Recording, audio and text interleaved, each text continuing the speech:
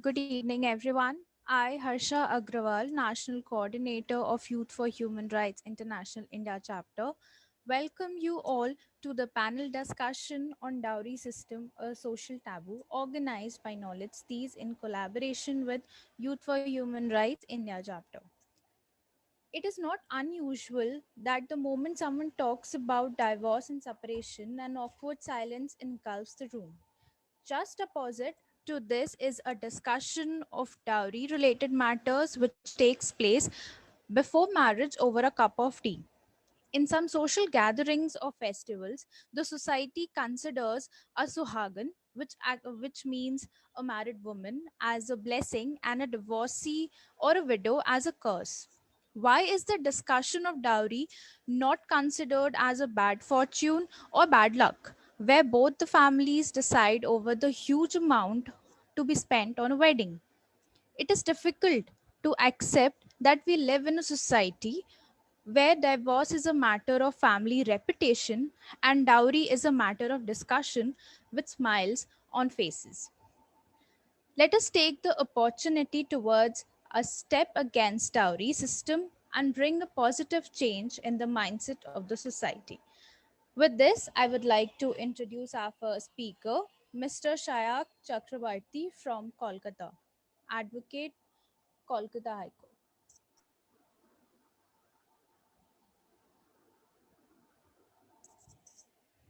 Sir,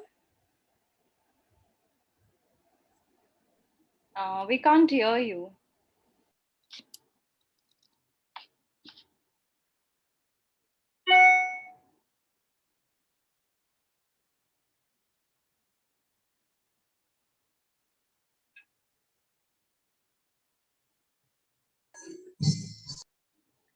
Can you just try removing the earphones?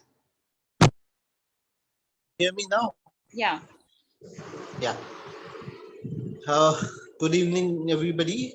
Uh, well, with regard to the dowry system, in in beginning to speak about this topic, a certain thing that needs to be remembered by all of us is that the system of dowry is a rather ancient practice, and it is not one which is exclusive to India, but has been something which has been prevalent worldwide. Students of history will know that the city of Bombay in India, or Mumbai as it is now known, the city of Bombay was gifted to the British by the Portuguese crown in exchange for Catherine of Braganza's marriage to King Charles II of England. So, dowry has been prevalent for a very long time. However, as society progressed, as we moved on to the modern era, the practice of dowry became something which is realized is contrary to notions of equality and of genders and notions of fairness and justice. Particularly in our country, we have seen that lack of giving sufficient dowry has resulted in torture upon the bride once married and entering the premises of her marital home. This problem is accentuated by the fact that today we see women who are left, who leave their parental home to a stranger's house, completely unaware of what is in store for her in case her dowry is deemed insufficient by the groom family. Okay. Now, one thing we must keep in mind is that one of the causes for female infanticide in our country is the fact that families view the girl child as a burden owing to the system of dowry, knowing that they will have to cough up a huge amount of money and wealth in order to ensure that the girl gets married when she's of suitable age. Now, how do we combat this? In the arena of law, there have been specific laws put in place to combat the system of dowry. But what we have found is that these laws, however well-intentioned they may be, have not been utilized properly by those who most need to get the protection of these laws. Section 498A of the IPC deals with torture of a spouse, and it would include torture for dowry. But what we have found is that those who are the most in need of protection of law are the least likely to make a complaint to police for torture. Section 498A has often been touted as an example of a well-intentioned law which has rather been misused, because women of privileged backgrounds have been using the Section 498A to punish their spouse rather than actually have this provision utilized for prosecution of those who have indeed tortured their wife. The problem that arises is the person who is tortured, a true victim of dowry torture, is unlikely to step forward for fear of being marginalized by society and being thrown out of their marital home and not allowed admission into their parental home either. It's considered a loss of face to society, and thus the social pressures prevent true victims of violence at the hand of their in-laws on their husband from actually speaking out against their torture. The way to combat this, to my mind, is by having those socially conscious section of society who wish to make a difference to the practice reach out and be available for assistance to those who are in need of the same. Organizations which work in the sphere of human rights and women empowerment need to be available easily so as to assist those who do not have the means or the ability to prosecute the ones who are guilty of torture for in demand of dowry, to enable them to obtain legal assistance in order to ensure that they are protected. Another thing that is of utmost need is for us as a society to reach out to all sections of society and make them understand why the system of dowry is indeed a bad one, why one should not value a bride for the amount of money or wealth that they will bring into the family, but to value the bride for who she is and what she as a person can do.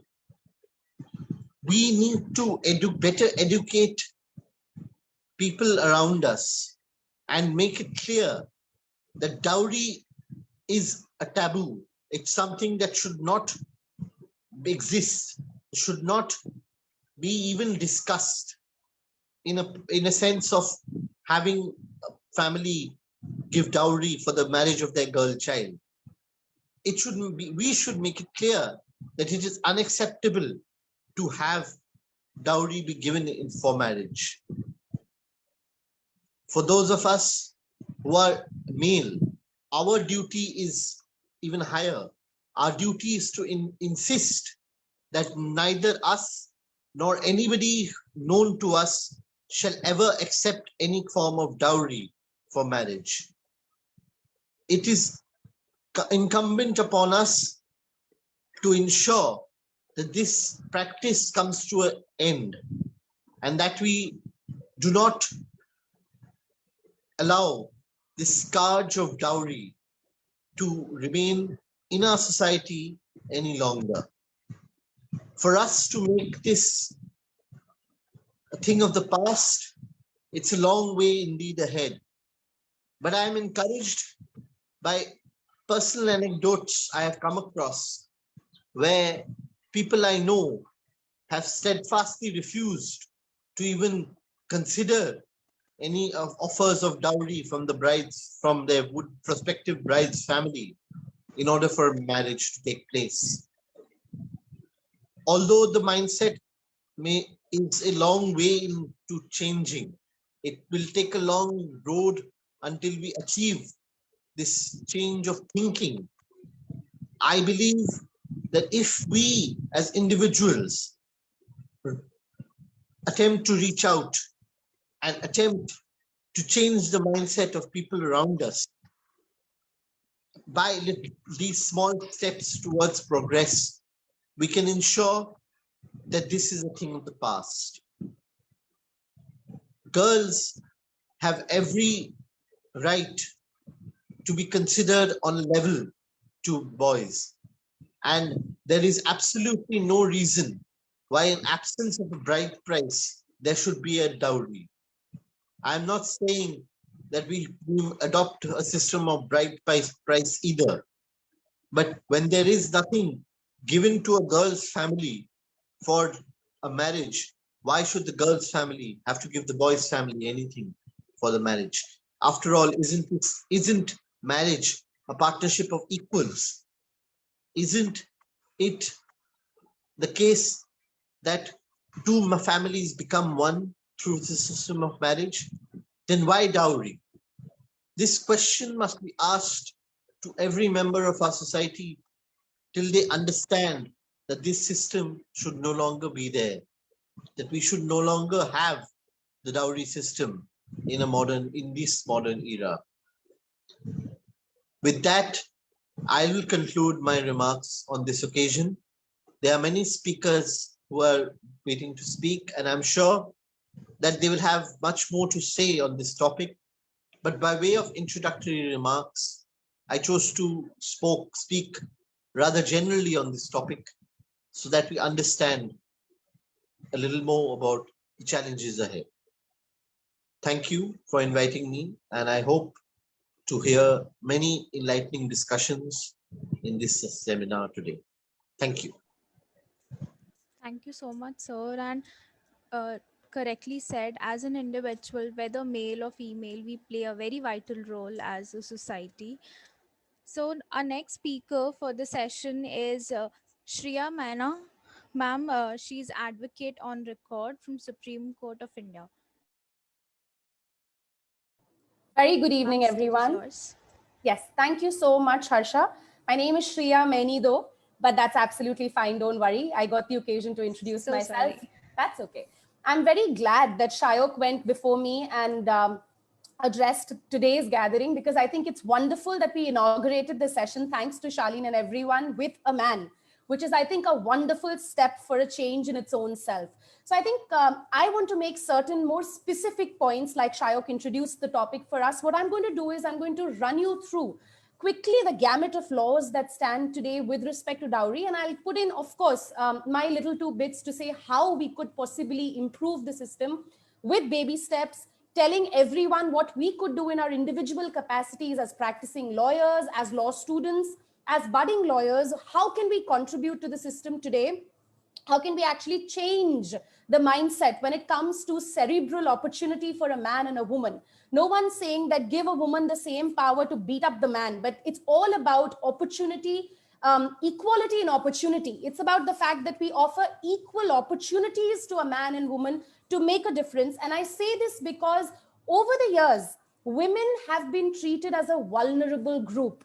The reasoning why dowry actually exists is because over the years, women have been treated as paraya dhan. We're supposed to get married. We're supposed to go and add to another family.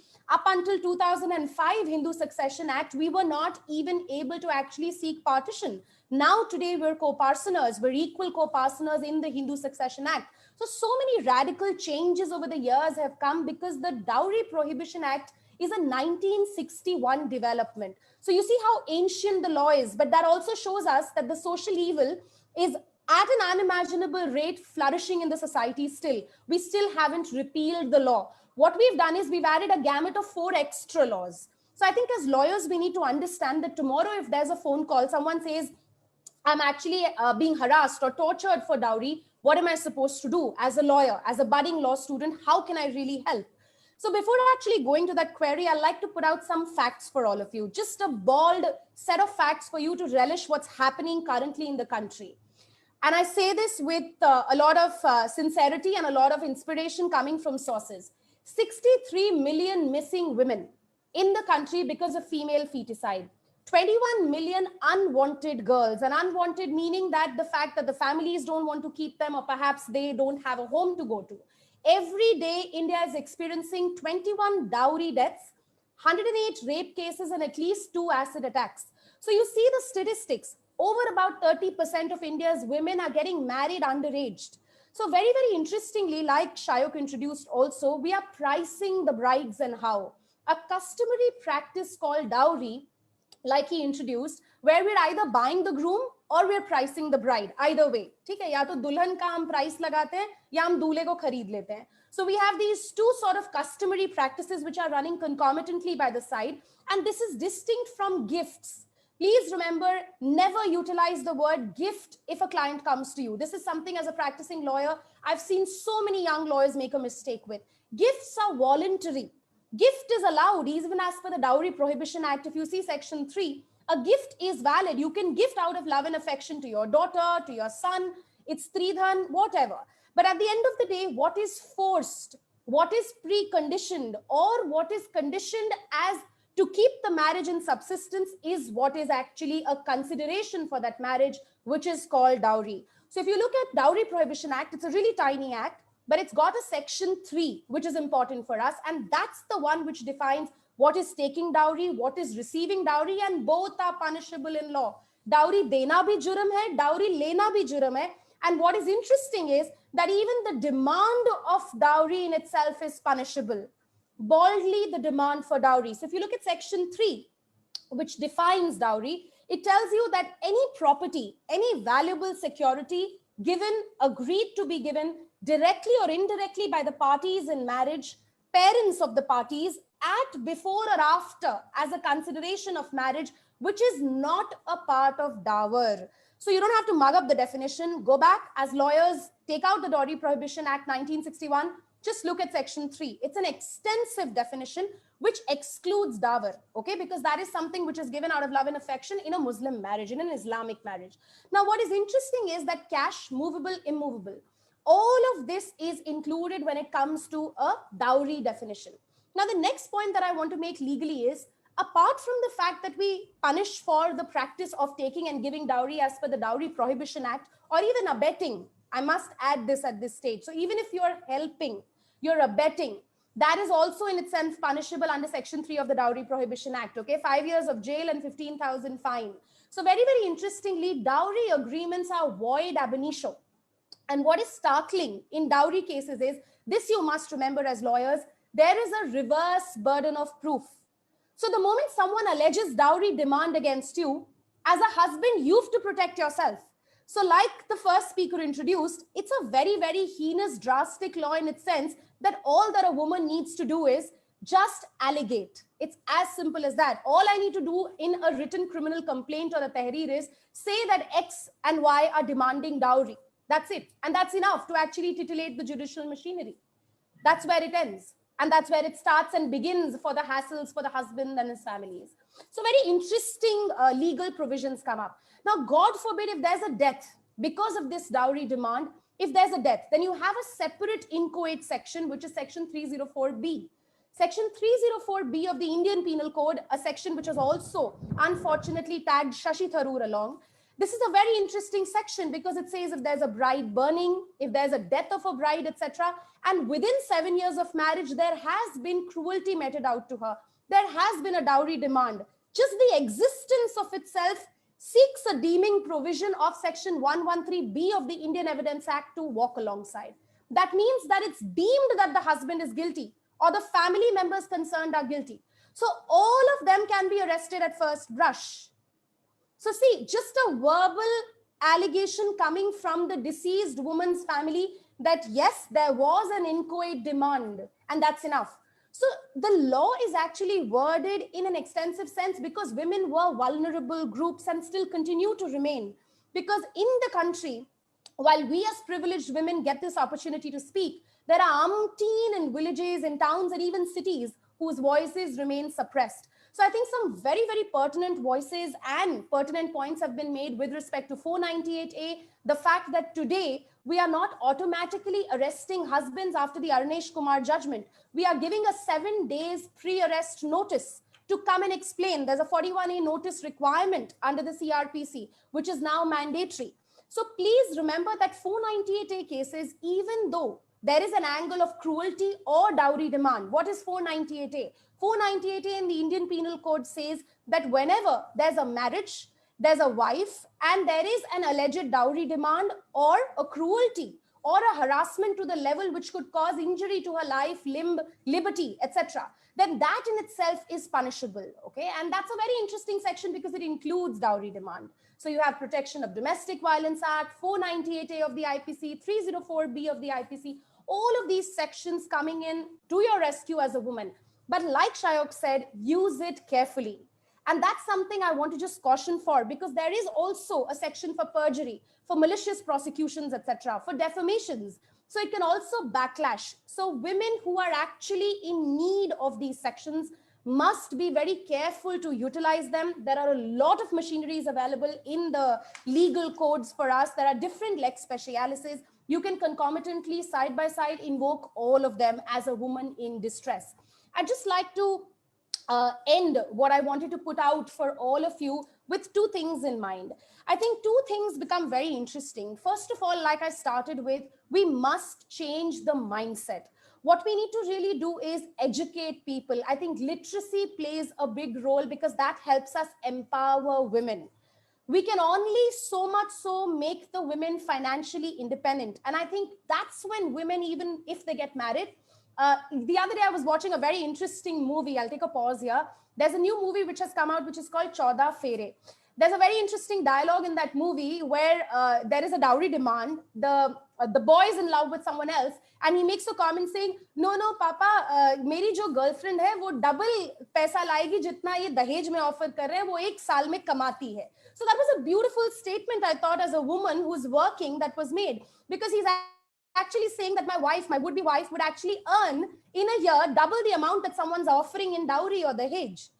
So very, very interestingly, if we educate the women, we also educate the men, we also educate our boys simultaneously. That's also equally important, that it's the woman who's bringing her educational degree, it's the woman who's bringing her professional practice with her, and even if she chooses to stay at home, she wants to make a kitchen, that's absolutely fine. It's as much her choice. And I think this whole concept with the evolution of opportunities, the evolution of also changes when it comes to a Sabarimala, about female feticide issues, even changes with respect to permanent commission for women in Navy, in Air Force. So many radical changes are coming. The 2005 Hindu Succession Amendment, like I spoke about. I think so many interesting sessions are coming and changes are coming. Irretrievable breakdown of marriage be recognized as a ground for divorce. These are little things in the law which can lead to a radical change. And I say this out of experience because when I practice as an advocate, I feel the problem is with the trial process.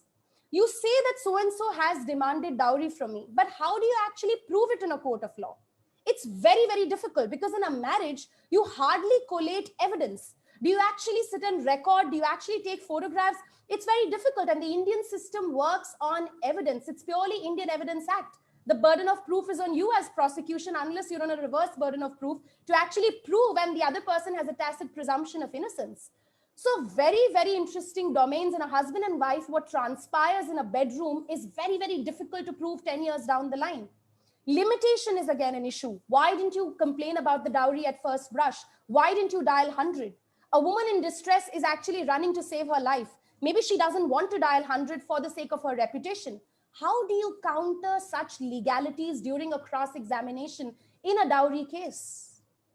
So very, very interesting points arise, and that's why there's a very high acquittal rate in a 498A case. It's excruciatingly high. You know, the conviction rate is as low as 2% or 3% maybe. It's as sad as that. So we can invoke a 498A, we can invoke a 406, but the moment they get bail, pat, they're out.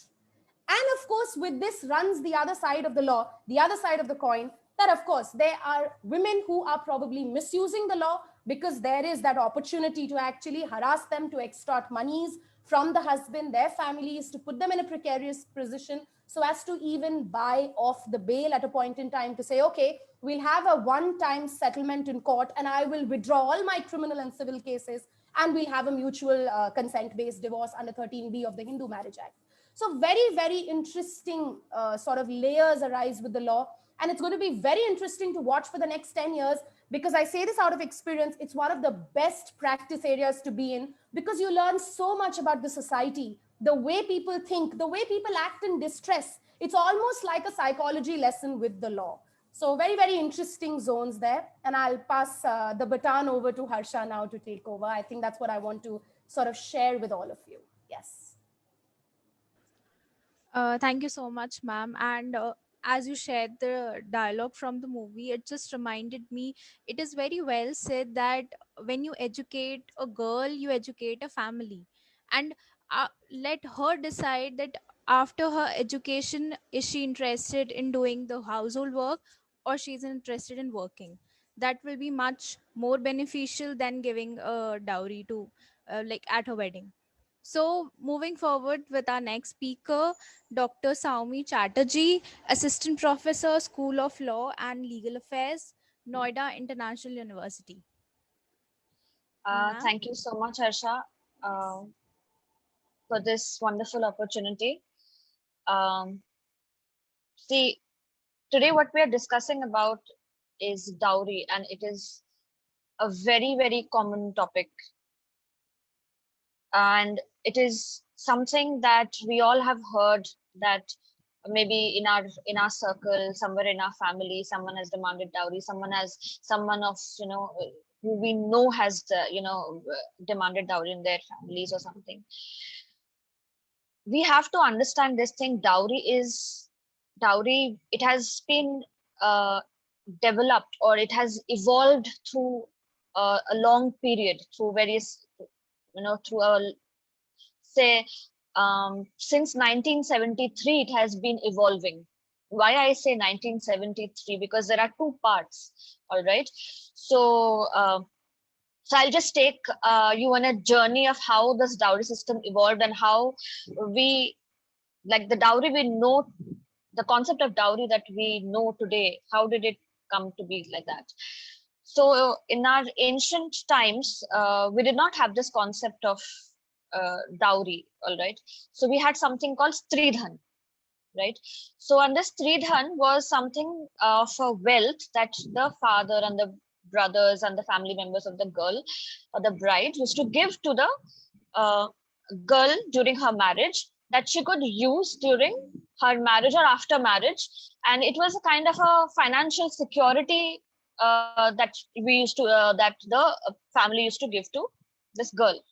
Okay, now it was upon her wish how to use it, on whom she wanted to use it. It was completely her wish. Now it was kind of, as I said, it was a financial security. Now 1973 we come. Lord Cornwallis, he saw this thing of the independence the woman had, at least in wealth matters and in property matters.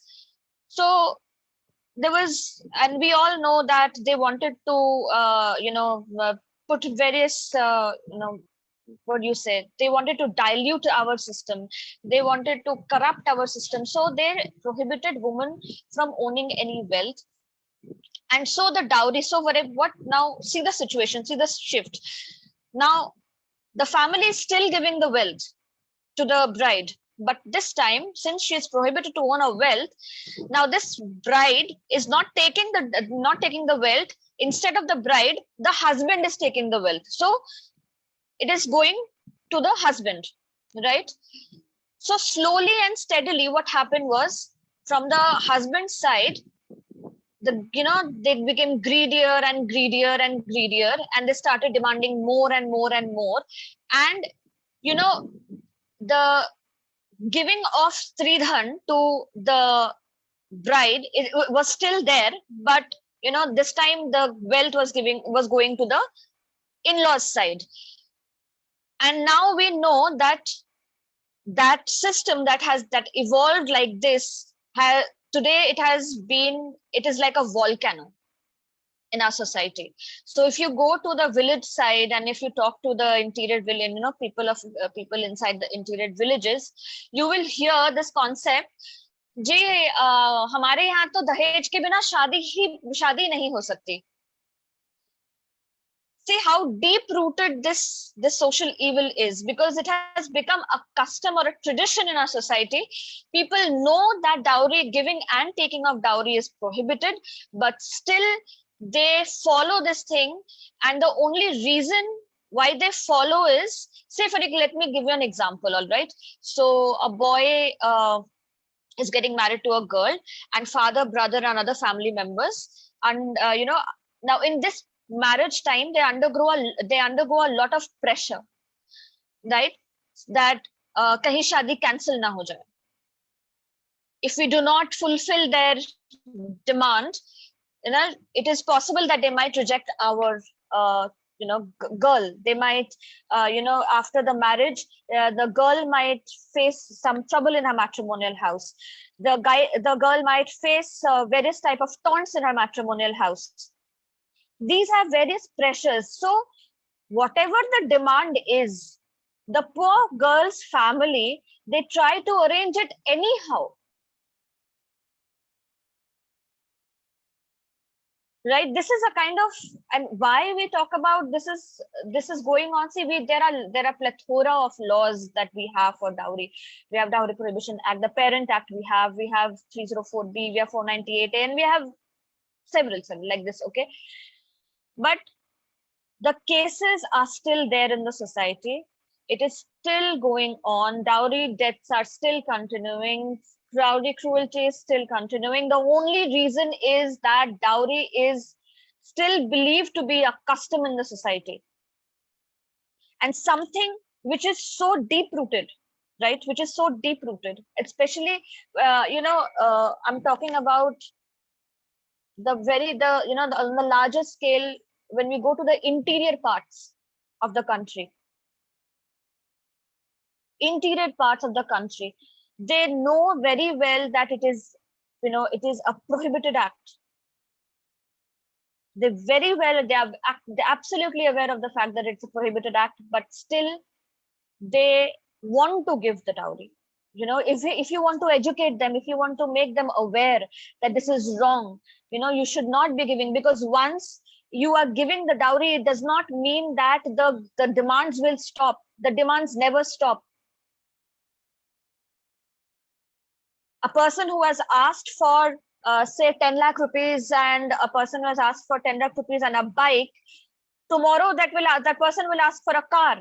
Then they'll ask for more money and more items, more valuables. The demands never stop. So your daughter in that case will always be under pressure. So that is why we see, as legal professionals, as advocates, as academicians, as law students, the first thing that we have to get, I believe that we need to make people aware that what are the consequences of dowry. What are the consequences of dowry? Because people think that once you fulfill a demand of dowry, the life will become better, but it will not become better. Once you fulfill the demands will increase. The greed never decreases. Greed only increases.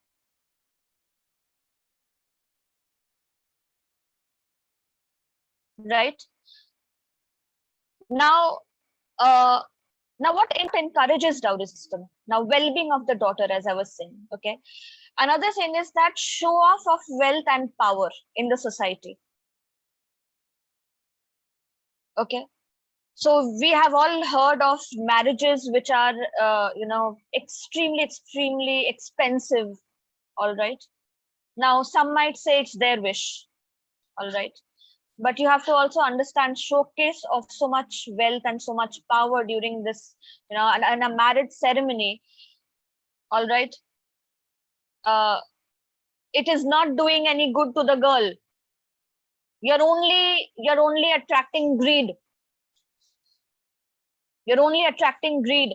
Dowry harassment, dowry cruelty exists in all stratas of society.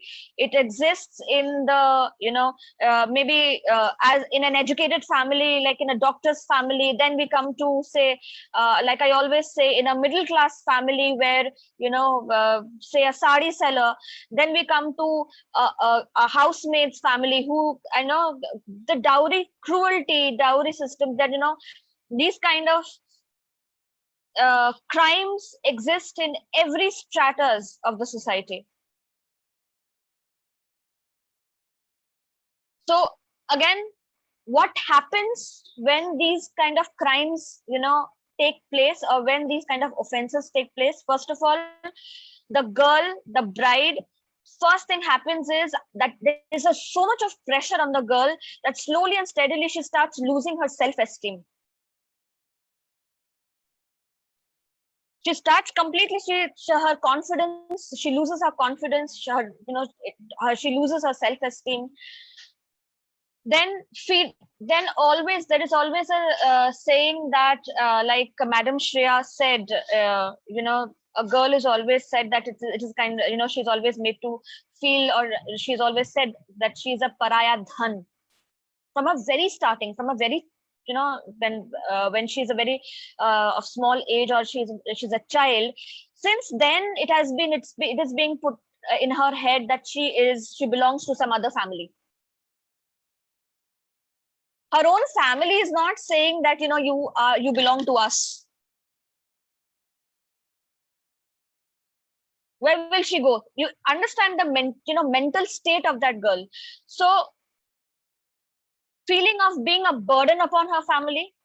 So when she already is feeling that she is a burden, and when with that feeling she goes to some other family, she silently, suffers all the abuses there, because she knows that if she raises her voice and she goes back to her parental house, where she thinks that she was a burden there, she doesn't want to go back. She doesn't want to stay with her husband or marital place. Where will she go? So much of pressure on her.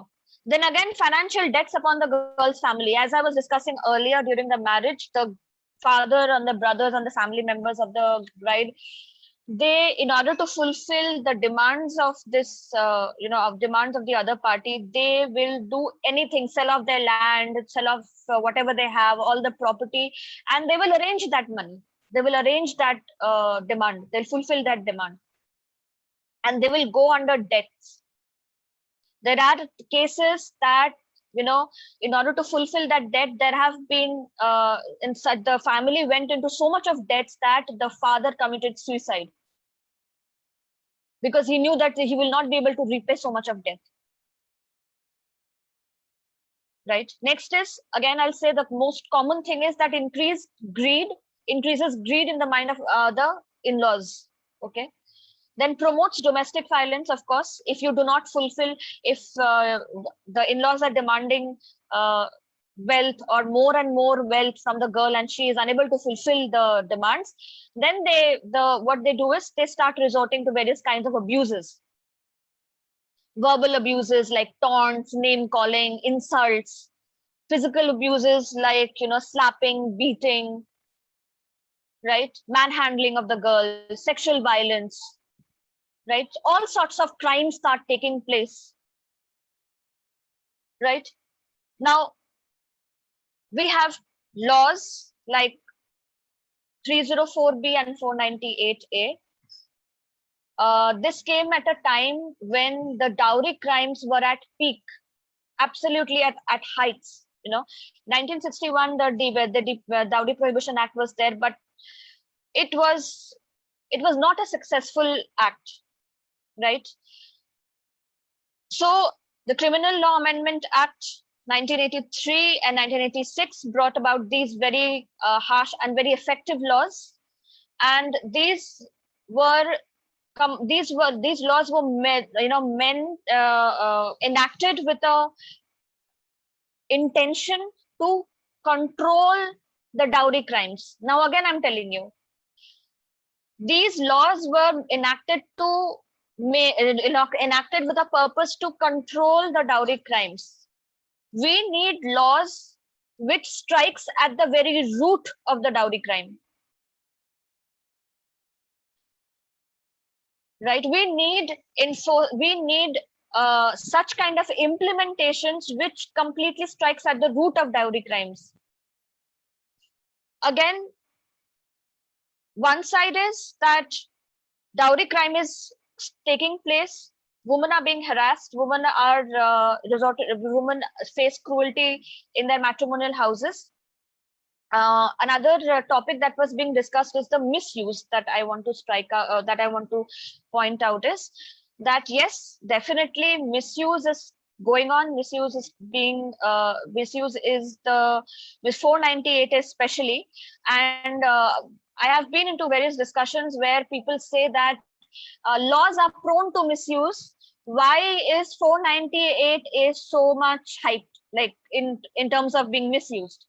Now we have to understand that 498A is a kind of law which was made for the protection of women. Okay. Now something that is being created or being enacted for solely with the purpose of the protection of the woman, the same law is being misused by women in order to frame or falsely frame another woman like a mother-in-law or a sister-in-law. This law is not any other law. All right. Now, like another thing is that Madam Shreya said that the Anesh Kumar versus State of Bihar case, and there are phases when we talk about dowry. So there's pre-Anesh Kumar and post-Anesh Kumar. Post-Anesh Kumar, we have several other cases like Rajesh Sharma. There is Sushil Kumar. There is Social Action versus I think Social Action for Manav Adhikar versus Union of India. The Supreme Court has recognized the misuse. The Supreme Court has recognized this very well. Supreme Court has given a specific term to this, is called legal terrorism in the Sushil Kumar judgment. So, and another thing is that to stop the misuse, of course, the existing laws, I guess the laws against perjury and the defamation 499 is enough. But I think that we need to also have laws which specifically deal with such misuse, because the rate of misuse is so much that when during one of my researches, when I was talking to a police officer in Gautam Buddha Nagar district, I was shocked to know that about 98% of the cases or the complaints that he gets is an exaggerated version. So because of these exaggerated versions of female, and when she comes to file a case in the moment of anger, or she wants to simply take revenge, or just there is a clash of ego between the spouse. So in that case, what happens is the genuine cases suffer. The genuine cases also, they are not taken seriously. People start frowning upon these cases. So to conclude, I will say that it's high time that we must start talking about that the plight of men with regard to dowry crimes, because though there are several discussions already taking place, and the Supreme Court is also recognizing these kind of incidences, but I think on a general basis, as legal professionals, we need to make men of the country also aware of what option do they have in case a misuse or a fake dowry case is being filed against them. With this, I say thank you so much. Thank you. Thank you so much, ma'am. That was very insightful, and really, there should be some ways that men should be aware of, if in case any girl abuses or tries to threat a boy for any random or very unreasonable purpose, that she'll file a case against him. Then a per- as a person, as an individual, as a boy, he is unaware of the fact that what he should do. And there are instances where lawyers are unable to help them, so that is a Yes, very good suggestion. another thing that I would like to add here is that several NGOs are there who are helping out people, and there is a hotline number also by one of the NGOs. I think Save India Family Foundation. It's 888 498 498. This is the hotline number where if any person is, if he thinks that some kind of misuse of law is going to take place against him, he can call in this number. It's just an extra information. Sorry. Yeah. Thank you so much, ma'am. That, I guess, that might be helpful for someone, and I would request you to share that uh, helpline number in the chat box with the participants, Sure. in case if Sure. anyone requires. And with this, we'll move on to the next speaker. Our next speaker is Miss Mehak Rathi, advocate, Delhi High Court. Thank you so much, Harsha. I think my co-panelists have already talked about the legal aspects of dowry, how dowry is, I mean, it's a taboo. Of course, a dowry is a taboo. It's been going on since long. What was taken as, maybe parents wanted to gift something to their daughters. Now it has been like, we have seen so many instances of girls being killed. So there are so many instances, but of course there's a flip side of the coin. I have been associated with various NGOs and various legal aid cells during my college. So one thing that I have observed all the time, that when we talk about the misuse, there's a section of the society which is suffering, and there's a section of the society which is misusing these laws. There's no, we are not denying that 498A or 304B is not being misused. It is absolutely being misused by a section of the society to harass their husbands. But there is another section of the society, they are either unaware of their rights, or they do not have the courage to speak up for themselves. So yes, everything has its two sides. What is more required is, we should work towards spreading awareness. We should work towards that section of the society which is actually suffering. It's not that there's only misuse, there are instances. And when I talk about human rights, or when I deliver any session on human rights, yes, awareness, education is very important. And all the people who have joined us today, let us ensure that we break that chain somewhere. All of you are Youth for Human Rights has been working with youth since really long time. The whole agenda is to create human rights education, to educate people about their human rights and spread the word. So for, if we are 41 of us and we spread it to, let's say, 10 people, 400 people stand aware, stand educated, maybe you can change somebody's perspective. So we need to break that chain here itself, so that nobody suffers ahead. Whatever has happened, but we need to take charge from here. Now, yes, I would not go into the legal aspect of it. I would not go into other aspects of it, because that has been already very well explained by the co-panelists.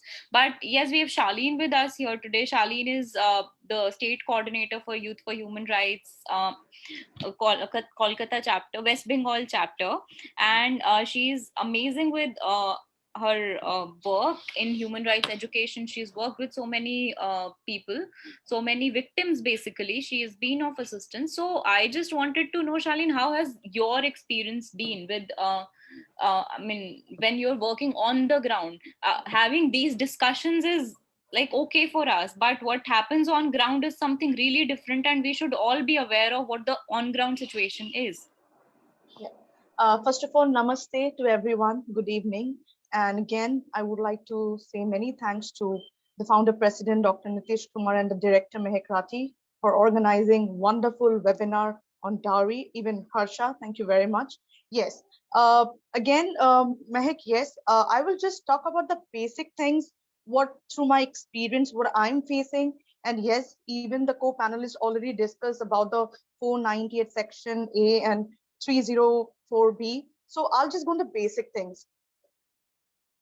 We have seen like dowry when even I have seen one thing, all these things are happening in arranged marriage. As per my experience, even I'm facing that because you know that I do a lot of counseling, many cases are coming, and those things are happening through, you know, wedding apps, social networking sites. So even I've seen like women are really facing a lot of problem. It's not about, you know, who is educated, who is not educated. We know like in rural part, the women who all are not educated, they really face problem on dowry and many more. But in my case, where I'm dealing with those cases, you know, those clients, recently I'm dealing with one case is that lady is a doctor, even got married to a doctor, and she, you know, she and her family kept on entertaining dowry. So my question is, when you, you know, first of all, I would like to say marriage, you know, it's a very big thing. And marriage never lasts for a long term if there is any condition. Marriage and bondings and relationship never last for a long term if anybody keeps and come up with any condition. And again, yes, everybody mentioned when you want to give any kind of gifts, it's totally from your heart what you're giving. It's not that somebody is, you know, pressurizing you, that demanding you, we want this, you get this. No, if somebody is doing, please show them the door. So even I've seen like when a doctor lady, like the case which I'm dealing with, they're asking for money and many more, and she kept on dealing with it. Even the family kept on entertaining with it, like we used to entertain. So my question, educated women, they are facing this kind of problem. They don't know how to deal with dowry system and dowry harassment, and they are the victims. So you know, they should come to know that there is an end. And again, I said that marriage relationship or any love relationship never lasts for a long if somebody is, you know, demanding on things. Even Madam Dr. Shomi Madam said like greed never ends. Yes, day by day it's really increased. And recently we have seen a case in Kerala which took place 21st of June. Like that girl died on a dowry harassment. So where are we? Where are like human rights and women rights? And yes, these things are happening just because of women are not, you know, they're not known of their own development and own rights. And even I'm telling you, we all say like we need to educate the, you know, children, youth and female. Do we say that along with education you need to be very bold and rebellious, so that if anything happen, if anybody is coming and touching your body, you should protest just to keep your marital status intact? It doesn't mean that you will, you know, you will endure all this harassment. And in our society, we only condition our daughters that if you are not bride and wives, your life means nothing. But nobody discuss that we should, you know, focus on getting married to the right person. It's not that just for the society that we have a tag that we are married, then we will go with any, you know, with anyone. So these things are not happening. And even parents like who are educated, they should, if somebody is asking for dowry, they should show them the door.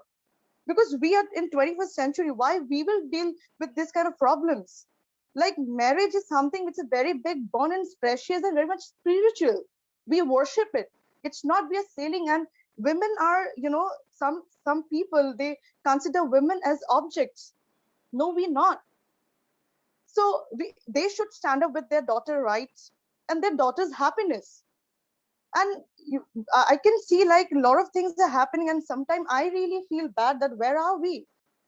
So these things we all and yeah, again I'm telling you, for this reason I have started free counseling, free I give classes on women empowerment, which is really required, because some women, they really hold themselves back just to save their marriage, just to save their family, just for the society.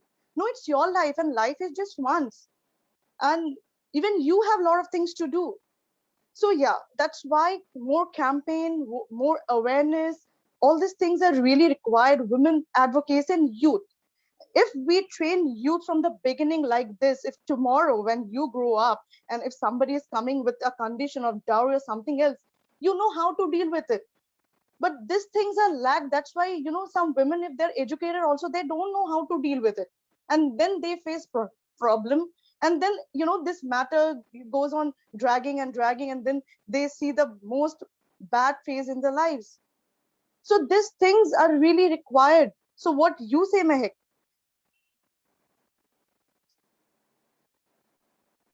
Yes, I agree with what you have said, and I think we've discussed the case also. Apart from what you have spoken about, we have also seen another case wherein husband has been harassed. Yeah, So true. we also cannot deny that.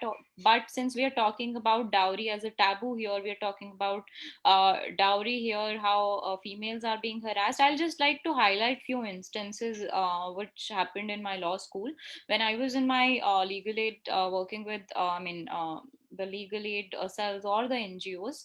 What used to happen, of course, we have laws in place, we have schemes in place. This is nowhere related to dowry. So there was this scheme that government will give a cycle to all the girls who come to school to study. So what these people, or cycle, or some monetary benefit, something or the other, they used to get a uniform, this and that. And what used to happen was, these people, they used to come on the first day, take everything, and do not show up the entire year or for 6 months. So the intent behind introducing such schemes is to promote more female education, so that females are educated, they're financially independent. But no, that is also not happening. And then people, of course, find loopholes or lacunas in each and every aspect of it. So we went there, we talked to the You need to unmute here. sorry, I don't know, Yeah. somebody muted me. So yeah, so we went to the schools, we talked to the girls. It turned out that it was their parents who were not allowing them to come to schools, and they just enrolled them just to take the benefits and just to take the incentives whatever government is providing, and they were not in favor of asking, I mean, being start making their girls educated. They wanted them to help out. So that is one issue. We went there, we talked to them, there was some change in perspective, we talked to their parents also. So things happen like that. Now I have seen so many volunteers, they feel that they cannot bring in a change. I mean, of course, I cannot bring in a huge change, but yes, I can bring in little changes over time, and 40 of us can bring in more changes. And So Mehak, that's what each I'm doing. effort counts. Yes. Yeah. And that's what I'm doing. That's why I do free counseling, give free we do free counseling, and we do campaigns, workshop, so that because youth and women, they should know, like if they're facing any kind of issues or this kind of events in their life in the future, they will already know what they should do. Like for that reason, few women, they go through dowry harassment, but they don't know what's the exact act, where to go and where to write a complaint, and what is the exact section for it. So we take our law teams, lawyers, we, as I told you earlier, that we do campaigns in school, colleges, in rural parts. So that's more required. And yes, human rights advocacy, youth advocacy, women advocacy is really required, because just see, in today's world we are so much advanced, and we are forward. Still again, we are facing this dowry harassment. So where are we? Like, it's very sad when we see news channels, And even I have seen one thing, family influence is there. एक लड़की एक खुद लड़की होके एक लड़की का दर्द नहीं समझती, like in-laws, जो mother-in-law, they're also harassing. So कहाँ पे है हम लोग? And if somebody is facing, then they should take actions. ऐसा नहीं that शादी बचाने के लिए कोई आके मुझे मार रहा है, somebody is touching my body and I'm just, let it happen. No, this is how life doesn't move on. We are not like toys. Women are not toys that somebody is just buying and bringing at home and keeping at 24/7, or just, they are just in the kitchen. And yeah, discriminations are there. Even I have grown up by experiencing, extreme discrimination against women. And yes, even one thing, even in human rights article we go through, like article number 2 talks about no discrimination. Article number 5 talks about that no one shall be subject to torture, but still these things are happening. And then yes, when it comes to women, one thing really plays a very important role, and it's a very stupid topic, which is cooking. And these things, making a very big matter. And again, a lot of chaos are going on. Like, if somebody doesn't know cooking, it's okay, it's their choice. When he or she will like to do it, they will do it.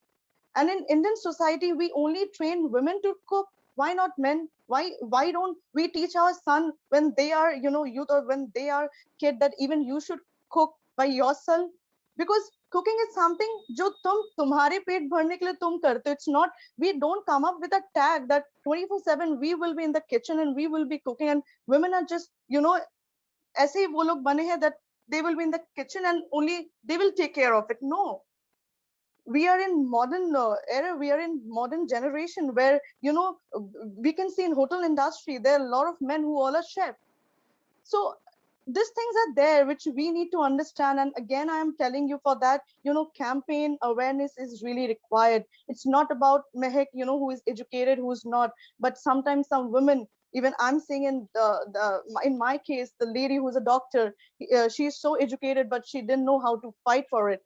After she came to me, I did women empowerment, and then I tried counseling her, even gave a lot of free counseling, and now she is bold and rebellious. She knows what to do in the future. So along with giving education to your children, to your especially female kids, parents should make them bold and rebellious. And that no one should touch your self-esteem, and no one can come and hit your body. And marriage, again, I'm telling you, marriage is a very spiritual and precious thing. We leave all the memories, and we just go to another house. And if we are not, if we are not treated like a queen, so I think, where are we? And we all women are very special. Even I will say everyone, because human right acts is for everyone, men and women, and it's a gender equality, that we all are same. So this need to be understand. Now you tell me, Mehek, over to you. Thank you so much. I think we have covered that aspect, and we have exceeded our time also. You have talked about the case that you're dealing with. One last thing that I would like to tell everybody here, we have been, I mean, when we are working, we've always been pressing upon that. Being a lawyer, I have myself seen so many instances of misuse of these acts. I have seen so many people suffering also. So there are, of course, both sides, both sides of the coin. We cannot neglect any of these, and it's important that we discuss both the aspects of it. Now, what becomes more important is, let's not just keep it to a webinar. Let's not just have a panel discussion on this. That won't help us, any one of us. We are all educated, we all know, okay, what is dowry, we are aware of each and everything. It's very important, whenever we are having a session, you take something out of it and you take that ahead with you. If you are attending a session, and if yes, we know that dowry is a taboo, and that there are so many legislations pertaining to dowry, and there is a need to spread awareness, then all of you are requested to be a part of this, to break the chain, to take some action. And yes, youth can play a very vital role in bringing change, in making people aware, and in educating people about their human rights. So you as youth can do a lot, and that is what is required, and that is what I expect from all those who are listening to us today. It's not a panel discussion that we organized for 5 6 people to come together and talk about a particular issue. We want to go ahead in eliminating that. We want to discuss about that, and we want to take some action on that. That is why we did this today, and that is what I am expecting from all of you who have joined us today. Thank you so much. Over to you, Harsha, and Charlene, if you would like to add something. No, you already mentioned, yes. And one thing I would like to say, thanks to all the viewers, law students, lawyers, law professor for coming in. And yes, Knowledge Teas are coming up with more webinars. Till then, stay tuned. Over to you, Harsha. Thank you so much to both of you. Like, we are talking about, as a youth, we can change a lot. But in a situation, let's suppose, take an example, there is a girl whose parents are like overburdened with the dowry that her matrimonial parents are asking. So if she takes a stand, but and take suggestions from her parents, they say just bear all the consequences. This is the marriage is sacramental, and you cannot get a divorce, you cannot get separated. So in that case, what the girl should do, if the girl is not so educated, she cannot take a job or earn for herself, then what should she do? And does the present law is very much sufficient to help her, or do we need some changes in our current dowry law, like law against the dowry system, of course? I would like to have like share the opinion from all the speakers, starting with Dr. Saumi Chatterjee. Ma'am, would you like to share your Yes. opinion on this? Uh, am I audible? Am I audible? Yes, ma'am. Yes, you are. Yes, ma'am. Okay, yeah. For your question, see, this is one of the most common things because even today we see that not all women are so strong enough to take, that independent action against such kind of abuses, right? And as Charlene ma'am said, that you know they need a certain push. They need to be given that push. So if you're saying that what happens to them, so firstly here the awareness plays the important role, because if you are not aware, you will not have the confidence to decide for yourself. You will keep depending upon, keep depending on others' decisions, that let's see what my parents have to say, let's see what my brother have to say, let me what my other relatives have to say. So the moment because if somebody has this knowledge or somebody has this push or proper counseling, first of all, yes, proper counseling has to be there. Awareness is very, very, very important, because again I'm telling you, dowry is something that has become a tradition, that has become a custom, and you need to educate every single person regarding this, not only just women but men as well, every single person. You have to, and it is not a matter of just overnight or say 5 years or 7 years. It will change with generation. If today we ourselves take the first step in order to we decide that we have to, as I say, hit at the root of this dowry problem, we have to start with us, we have to start with ourselves, we have to start educating other people, because we are educated and we know what are the consequences of dowry, what harm does it do to the society. Okay, and what laws or amendments do we need? I think we do have enough laws and enough effective laws in order to deal with dowry crimes. But once again, the implementation of these laws needs to become stronger, and the way uh, you know the police deals with these offenses at the very starting stage, and when a woman or a man goes to file a case or an FIR, at that very stage the police, because they are the ones who they're the first persons, they, in most of the cases, the lawyers and the police, we are, they are the first person to know about this, to discuss about this. So if they, on the very starting, from the very beginning, they counsel the person, the counsel the of the complainant, give them a bit that push that they need, then I think this crime can be dealt with in a better way. Yes, thank you. Thank you so much, ma'am.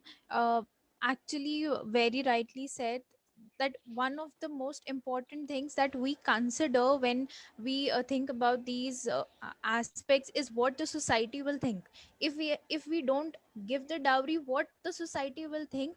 This statement needs to be changed. We need to start living our lives without the statement, and once we do, that will make our lives much better and easier without these social taboos in the society.